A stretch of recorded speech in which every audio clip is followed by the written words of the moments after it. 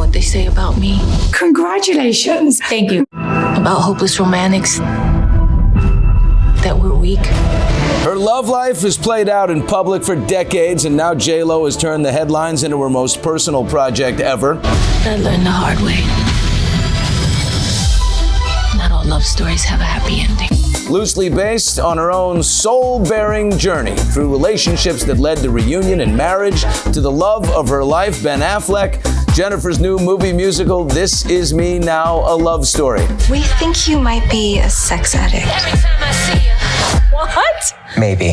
What does it feel like to finally show this to us? I know. And it's very, kind of personal and meta, but has some autobiographical things in it. But it really was more of a message that I wanted to deliver with the album. That album, J.Lo's 9th, This Is Me Now, featuring a scorching Too Hot for TV remix of her new single, Can't Get Enough, with Lotto. Can't get enough of you. The album is kind of a celebration and kind of capturing the moment in time when I went into the studio to make the album, because the message of the album is like, if you ever wondered if true love is out there, or forever it kind of exists, I think so. I would say yes. You are a hopeless romantic. Yes, I am. But at the same time, there's things that you need to figure out. And there's things that, for me, on the journey that I needed to figure out. And I think the cinematic original that we made, this Amazon original, is really about that part of it. I'm still in love with you, boy. J.Lo's cinematic experience is packed with zodiac signs, symbolizing all the loves in her life. It premieres next Friday on Prime.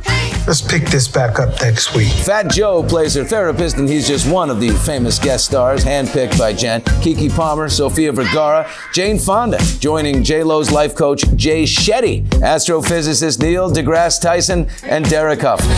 Being with you feels like home. But I left home for a reason. Why these people? Why were they right?